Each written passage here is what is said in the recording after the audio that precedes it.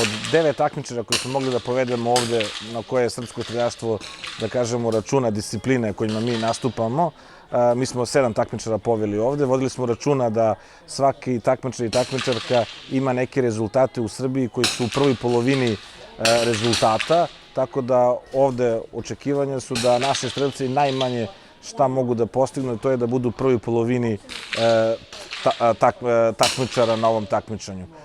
To znači da imamo nedostatak strelišta malokalibarskih u Srbiji i u tom nedostatku strelišta ovo što je ovde kod juniora je najbolje u Srbiji što imamo.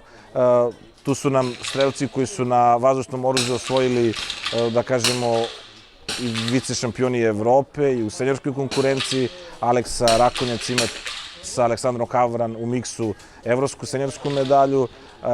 U ovoj disciplini nije u nekoj formi. Ova disciplina traži iskustvo, tako da ovde imamo, da kažemo, i mlađe juniore i starije juniore. Tu nam je Janja Knežević koja je izlazno godište, tu su nam jako i mlade takmičarke na pištolju. Sve u svemu, ovo ovde su najbolji srpski strelci na malom kalibru.